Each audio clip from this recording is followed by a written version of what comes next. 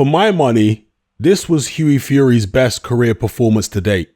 It wasn't the best opponent he's been in with, not by a long shot, but it was still a very big and strong and experienced opponent in Mariusz Wach, a guy who probably still has the best chin in the heavyweight division, and a guy who came with ambition and did try to win.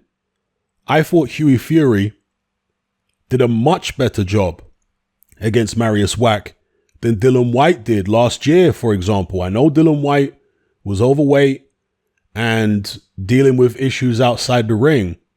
Nevertheless, he wasn't able to impose himself on Wach and control Wach the way Hughie Fury did. He didn't seize the initiative against Wach the way Hughie Fury did. And that's something that Hughie Fury has been criticized for not doing in many fights, seizing the initiative. When he went in there against Joseph Parker, Kubrat Pulev, but particularly the Alexander Povetkin fight, because for me, that's the fight that Hughie Fury could have won. In the mid rounds, Povetkin seemed to be gassing. And if Hughie Fury had imposed himself on Povetkin then, not recklessly, but assertively, I think he could have won that fight. He didn't. He let Povetkin get back into it. And in the end, or at least on my scorecard, Povetkin won fairly comfortably. Now, Mariusz Wach is not the level of Povetkin in terms of quality, but he's a much bigger man than Hughie, a bit taller, a lot heavier. But Hughie imposed himself early in the fight. It was uncharacteristic. I've never seen Hughie Fury against a live opponent really impose himself to this extent, push him back, a heavier guy, push him back and really attack him with some serious spite. And that's what Hughie Fury did in the first half of this fight up until when he got cut. And even for a couple rounds after he got cut, he was still pushing Wach back. Now, Hughie Fury is not a natural pressure fighter. And his technique when he's pushing a guy back is pretty rough and ready.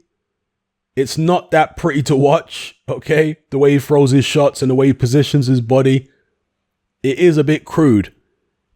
Even though Dillian Whyte, for my money, didn't do as good a job on Mariusz Wach as Hughie Fury has done, Dillian Whyte's punches were a lot neater. His combinations were just a lot more neat and tidy.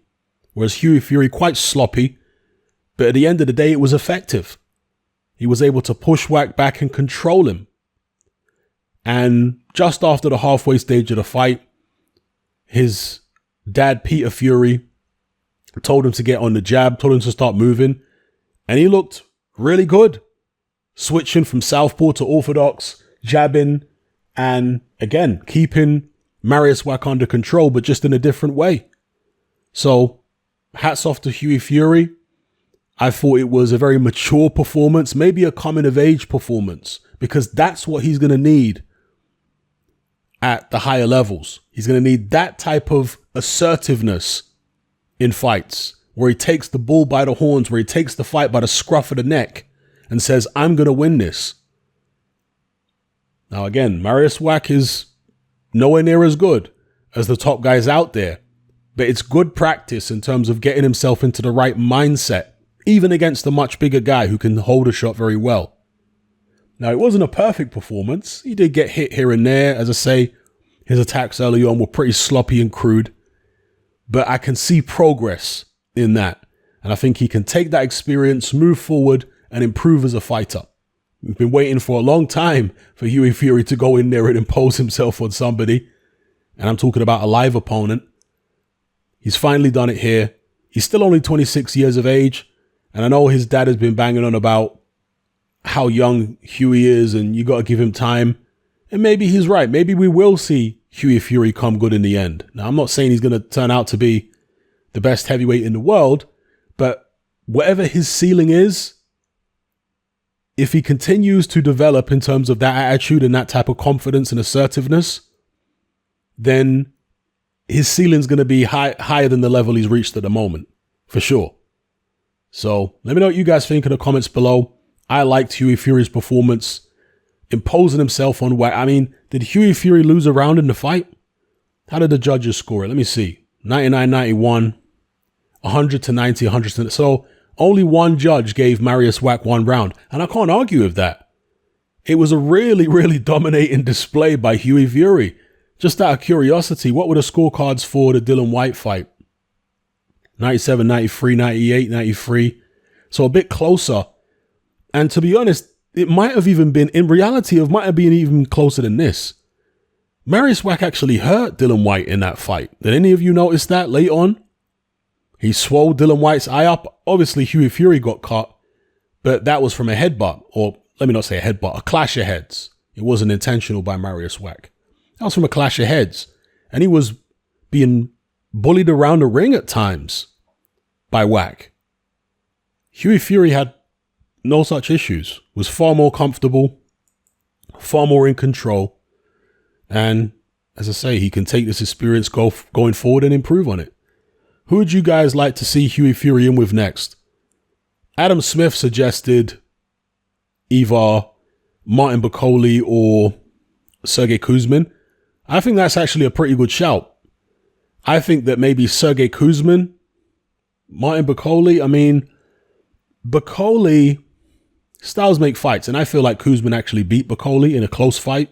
Could have gone either way, but I had Kuzmin winning. I thought the commentary was appalling, and the scorecards were appalling for that fight.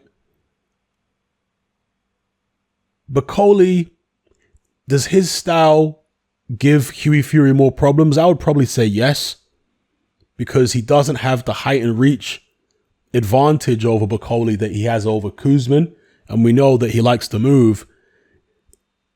If he tries to get stuck into Kuzmin, I think he's going to walk into problems. But if he moves around the ring and does what he did in the second half of the Mariusz Wach fight, I think the Kuzmin fight is winnable for him. I mean, Michael Hunter showed what can be achieved against Sergey Kuzmin if you move. Because Kuzmin is pretty good in the pocket. He's got pretty quick hands. He can bang a bit. But he's very heavy. So if you just give him some movement, yeah. So I would say Sergey Kuzmin will be a good shout for Hughie Fury's next fight.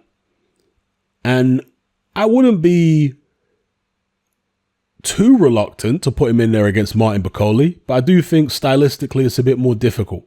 Let me know what you guys think in the comments below. What did you feel about Hughie's performance? And who'd you like to see him fight next? If you'd like to access all my boxing content advert-free and enjoy the convenience of listening via a podcast app with the option to download in high-quality MP3, then consider joining me on Patreon. In addition to the aforementioned perks, you'll also gain access to exclusive weekly live stream Q&A sessions and hangouts, as well as uncensored, no-holds-barred uploads, which are too blue for YouTube. This includes my popular Confessions of a Nightclub Bouncer series. Just head on over to my Patreon page and select the tier called Hatman Boxing Extra. There's no contract, there's no commitment, it's only £2.50 a month, and you can cancel at any time. So come and join our community of hardcore boxing enthusiasts by signing up with me here on Patreon today.